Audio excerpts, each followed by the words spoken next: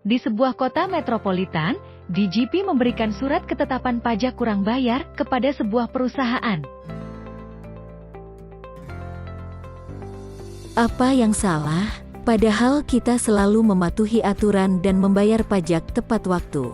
Apakah DJP akan melakukan penyelidikan menyeluruh terhadap perusahaan, Pak? Saya paham kekhawatiran kalian. Pertama-tama, mari cari tahu penyebab kurang bayar ini. Tolong kamu periksa laporan keuangan dan transaksi yang dapat menjadi penyebab perbedaan pencatatan pelaporan keuangan dengan pengakuan yang ada di perpajakan. Saya juga akan meminta Pak Rahmat untuk membantu kita menyelesaikan masalah ini. Tetapi saya memiliki kekhawatiran mengenai peran Pak Rahmat dalam menangani situasi ini karena beliau bukan konsultan pajak. Apakah tidak lebih baik jika kita meminta bantuan dari konsultan pajak yang memiliki sertifikasi dan kredibilitas resmi, Pak? Saya mengerti, tetapi kita perlu mengambil langkah cepat dan Pak Rahmat memiliki kualifikasi serta pengalaman yang relevan di bidang perpajakan. Di depan kantor perusahaan, para karyawan mulai berkumpul dengan membawa spanduk dan meneriakkan yel-yel protes, mengungkapkan kekecewaan mereka terhadap manajemen perusahaan karena mereka merasa terbebani oleh berbagai masalah, termasuk masalah pajak yang kurang bayar, dan ditunjuknya Pak Rahmat sebagai penanggung jawab masalah tersebut, meskipun menyadari bahwa beliau bukan konsultan pajak resmi. Para karyawan ini merasa bahwa CEO tidak berhasil menangani pekerjaannya dengan baik, dan sudah seharusnya mengundurkan diri dari jabatannya. Spanduk dan yel-yel yang mereka bawa mencerminkan ketidakpuasan mereka terhadap kompleksitas situasi di dalam perusahaan. Untuk menghadapi aksi demonstrasi dari para karyawan, perusahaan memutuskan untuk menerapkan strategi baru yang lebih terbuka dan edukatif. Salah satu langkah yang diambil adalah dengan membuka booth pajak yang ceria, dilengkapi dengan dekorasi menarik dan maskot badut pajak yang ramah. Tujuan utama booth ini adalah menciptakan kesempatan untuk berkomunikasi langsung dengan masyarakat.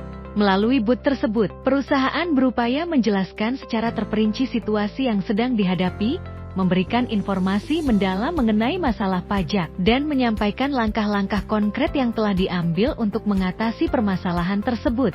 Booth pajak ini dirancang tidak hanya sebagai sumber informasi kepada masyarakat, tetapi juga sebagai sarana hiburan dan edukasi. Kok bisa ya DJP mengeluarkan surat ketetapan pajak kurang bayar? Apakah memang CEO atau staf administrasinya tidak kompeten? Jadi, karena di Indonesia menganut sistem self-assessment, wajib pajak memiliki tanggung jawab untuk secara aktif menghitung, membayar, dan melaporkan jumlah pajak yang terutang. Jika terdapat ketidaksesuaian dalam pelaporan pajak yang kemudian diidentifikasi oleh Direktorat Jenderal Pajak, DJP, pihak Fiskus berhak melakukan pemeriksaan pajak. Hasil dari pemeriksaan ini dapat mengakibatkan penerbitan surat ketetapan pajak, seperti surat ketetapan pajak kurang bayar, surat ketetapan pajak kurang bayar tambahan, surat ketetapan pajak lebih bayar, dan surat ketetapan pajak nihil. Nah, dalam kasus perusahaan, terdapat kurang bayar untuk setiap masa akibat koreksi pada pajak masukan yang sebelumnya telah dibayarkan kepada vendor namun belum dilaporkan, yang mengakibatkan perusahaan terlibat dalam sengketa pajak yaitu pengajuan keberatan hingga tahap banding.